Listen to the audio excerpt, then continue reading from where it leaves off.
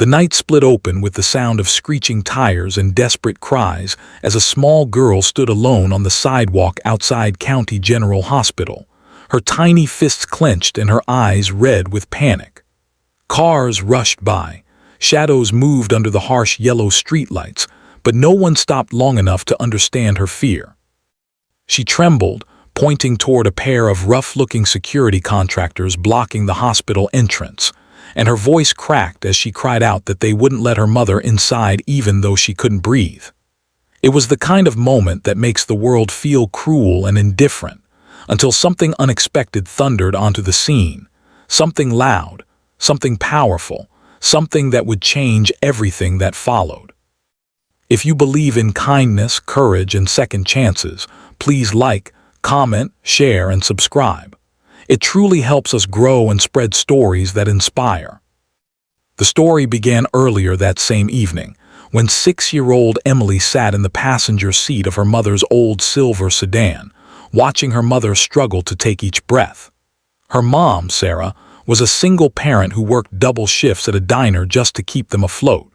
She never complained, never raised her voice, and never let Emily see her cry. But tonight, she couldn't hide the truth of how bad things were. Her chest tightened again and again, and her breaths turned shallow as sweat gathered at her temples. She tried to brush it off as exhaustion, but Emily could see the fear in her eyes. When Sarah felt herself losing consciousness, she somehow managed to pull the car to the curb by the hospital entrance. Emily screamed for help, but before she could guide her mother inside, 2 bulky men in tactical vests stepped forward and blocked the way. They claimed they were temporary contractors hired during renovations, saying only emergencies could enter through that door. Emily pleaded, tugging at their sleeves, explaining that her mother couldn't breathe, but they brushed her off, telling her to go around to the side entrance, which was a long walk across the building and down a steep ramp that Sarah couldn't possibly manage in her condition. Each second counted, yet they refused to listen, refusing even to glance at Sarah slumped in the car seat. That was when Emily burst into tears on the sidewalk, feeling utterly powerless as her mother's breaths grew weaker. A few blocks away, something else was unfolding.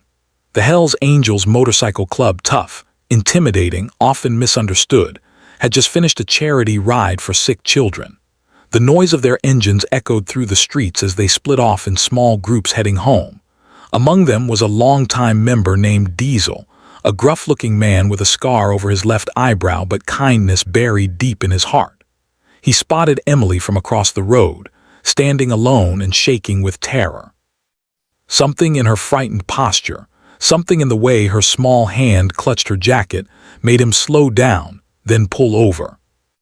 When he approached her, she didn't run or hide. Instead, she threw herself toward him, grabbing his vest as she sobbed that her mom wasn't allowed into the hospital. Diesel looked up, assessing the situation instantly. He saw Sarah slumped over in the car, realized how bad it was, and turned toward the 2 men blocking the entrance with a gaze that could cut stone. Within moments, several other riders pulled up behind him, their bikes forming a rumbling wall of chrome and thunder. People nearby stopped to look, expecting trouble, but not the kind that would unfold. Diesel walked to the contractors and demanded to know why a dying woman was being refused entry. They repeated their rules, stubborn and dismissive, but this time their arrogance met a force they hadn't prepared for. A dozen bikers stepped behind Diesel, arms crossed, chests squared, jaws tight. These men weren't there to start a fight, but they also weren't about to let a child watch her mother die because of someone's power trip. Some nearby hospital staff saw the commotion and rushed over, quickly realizing the contractors had misunderstood their instructions. Within seconds, the actual medical team took over, calling for a stretcher and pushing past the men who'd blocked the door. Emily clung to Diesel's hand as paramedics lifted her mother onto the gurney. He stayed with her in the waiting area, sitting beside her on the cold plastic chairs, calming her fears with his quiet presence. Hours passed, and he never left. Nurses walked by, whispering about how gentle he was with her, how he made sure she ate something from the vending machine, how he wrapped his own leather jacket around her shoulders because she was cold. By sunrise, the doctor finally emerged and said Sarah would be okay. She'd suffered a severe asthma attack and oxygen loss. But thanks to Emily's quick actions and the bikers' intervention, she had arrived in time. When Sarah awoke, Emily ran to her, hugging her with relieved sobs. Diesel stood respectfully in the doorway, not wanting to intrude, but Sarah beckoned him closer, tears in her eyes as she thanked him. She didn't see a biker covered in tattoos. She saw the man who saved her child from terror and her from death. Before leaving, Diesel gave Emily a small patch from his vest, an angel wing insignia, and told her it was for bravery.